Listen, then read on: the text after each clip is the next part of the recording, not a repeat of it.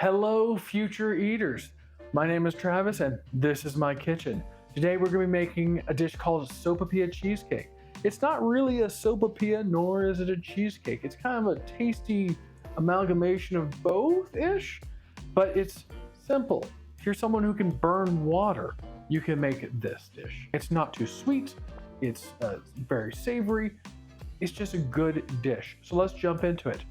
First, we're going to take our ingredients. We have 2 8 ounces of cream cheese, 1 cup white sugar, and also we'll need 3/4 cup white sugar, 1 teaspoon vanilla extract, 2 canned refrigerated crescent rolls, 1 teaspoon ground cinnamon, 1/2 cup butter, room temperature, and 1/4 cup honey. So to a medium-sized bowl, we're going to add both of the creme cheeses. Now, of course, it's very important that these are softened so that it will blend well, because cream cheese can be annoying if you don't pull it out in advance. So we have our cream cheese added to a bowl. Next, the sugar, and the lumps aren't important. Don't worry about those. I may measure my 1 cup of sugar to weight, and then 1 teaspoon vanilla extract. Of course, you can choose any other extract you may desire. And if you do a little extra, it's okay. It's just vanilla. Who doesn't like vanilla? And now we're going to beat the living jeebus out of this bad boy until pretty smooth. You want it nice and smooth. You don't need to mix it too much. The more you mix it, you will add more air into the mixture, which is not necessarily a bad thing. Could make it a little bit lighter and fluffier. Scrape down your sides, like so. Wipey wipey. Back in for round 2.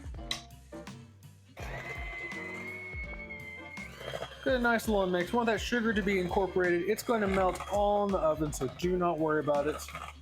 Simple, easy. Next, we're going to take our 3/4 cup sugar, 1 teaspoon of cinnamon, and 1/2 cup butter, and mix them all in a bowl with a spoon, your hands, a beater, what have you. Now, of course, don't forget to soften up your butter, because it will be very difficult to actually do this if it's not pre-softened. And of course, just mix it into a small bowl with a spoon to make a very beautiful kind of texture and quality. Once again, we don't have to cream it. We're just making it into something we can dollop, right? Boom. Next, we're going to take our 9x13 pre-greased pan and take one of our crescent rolls. Ooh. This is original. They have other types. They have Hawaiian, they have buttered, but this is original. And you can use whatever you want. I would not recommend using pizza. Seems a little odd to me, but you know what? Whatever suits your fancy. Now, when I was a child, this used to pop and scare the living dickens out of me, but they haven't made them like they used to. Now it's all like, oh, you have to press on the line to open them. Boring. I want to see them pop and scare me. The fear of opening these was always fun. Oh, that wasn't too bad though. So we're going to unroll this bad boy. And you can take this and roll it with a little rolling pan to kind of help get it a little bit more even out. But we're making this simple, right? We're doing this our way, my way, the Travis way. We're doing it with our fingers, our washed fingers, but we're doing it with our fingers, and we're putting it in there. Make a nice, even layer. Squeeze together these little bits right here. You don't want them to separate on you. There you go. Look at that. Isn't that pretty? We'll get it going all around the edges, getting nice and even. Look how perfect that is. It didn't have to be perfect. Perfect. You need to make it just right. It's homemade. Next, we're going to take our beautiful cream cheese mixture, and we're going to throw that bad boy on here.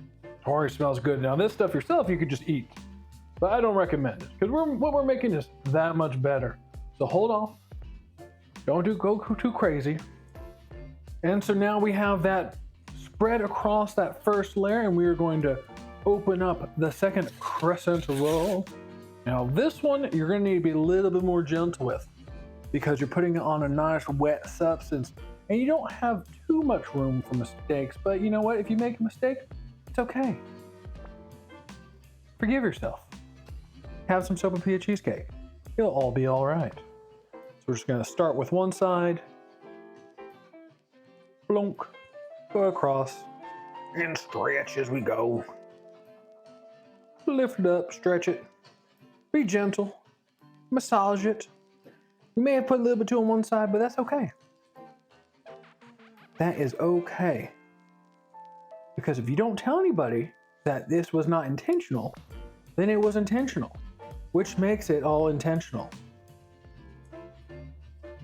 Beautiful. Seal up a little these crescent roll holes. This is where rolling them with a rolling pin could help, but you know what? We got hands, and that's what we're going to use. I made this Sopapilla cheesecake with two different methods. The first, dolloping. The second, with a spreading method. Let's take a look at the dolloping. We're just dollop all these places. Doesn't look good, what we're doing now. That's okay. It's gonna taste good. It's gonna give it character. Who doesn't like character? You know, Marilyn Monroe, she had character. The big old freckle on her face. Birthmark, right? That's what we're doing. We're giving it a bunch of Marilyn Monroe freckles. And that's what you would call character. Just dollop around. Don't forget to hit a couple of those corners. Flop that last little bit. That's for me. Don't tell anybody. Now we're gonna go into our preheated 350-degree oven for approximately 30 minutes. In no time, with movie magic, we will have our beautiful Sopapilla cheesecake right here. Now let's take a look at method 2 with the spreading of the sugar mixture. I'll also show you how to make the mixture a little bit softer if it's a little too firm. After a few minutes, you're gonna get a pretty nice consistency.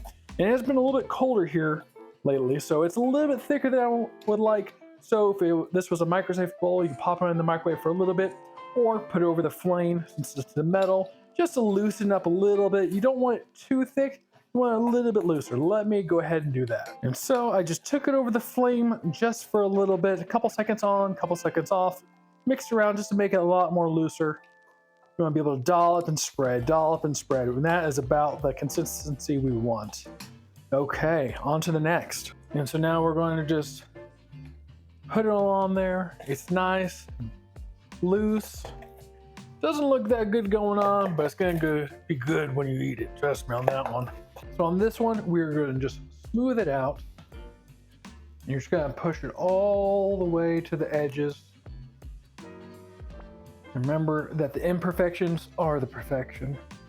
You do not have to worry about it being perfect, because even if you make a mistake, we can try to fix it later or just call it intentional. And then there you go, you have a masterpiece. So this is all spread out all the way to the edges. After it's all spread out to the edges, we're gonna pop it in our 350-degree oven, 175 degrees Celsius, for approximately 30 minutes. And then let's go. Okay, I just pulled this bad boy out of the oven and it needs time to rest. It's tired, it was just cooking. It needs time to relax overnight, let it sit. But before you do let that sit overnight, we're gonna take that honey, that quarter cup of honey, and just drizzle it on. Oh yeah. Slather that bad boy all over. Just give it that foul sweetness. And it doesn't have to be honey. Maple syrup, simple syrup, maybe even do a little liquor. Experiment, have fun. And of course, if you need to add a little extra cinnamon, you need to spread it out a little bit more. You need to take a silicone brush and move it around. I think I do like having it spread out a little bit more even. And you know, it has a little bit better coverage, but you know, everybody wants something a little bit different. Here's just a different option. And so I'm just gonna leave it partially covered overnight. Make sure there's no one in your house who's gonna come downstairs, take a spoon and try to eat a little bit of it. I'm gonna resist myself, but I'll show you the final product now.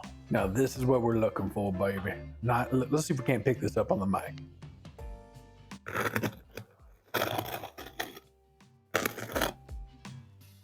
Nice, crispy, crunchy top, soft inside, perfect. Now let's get cutting. Now when I cut it, I like to make it into nice little thin pieces so that Nice little bite size. Too big and you feel a little too greedy. So nice little thin pieces. And take a look at that. Oh, soft on the bottom, crunchy at the top, sweet and savory in the middle. Perfect. Time for the taste test. Bon appetit. Soft, crunchy tops, moist, not too sweet center. Truly a lovely little dish to make. Simple and easy. Go try it today. Excuse me, I'm gonna have a moment with this. And that's been a Sopapilla Cheesecake. Definitely worth a try. Quick and easy. And it's just a simple dish to impress your friends, potluck, whoever. Give it a shot. Also, if you don't mind, I would love a like and subscribe for more videos like this so I can keep the channel growing. I appreciate it. And I'm gonna keep on coming out with videos. Just tantalize your taste buds. There you go. Till next time. Bye.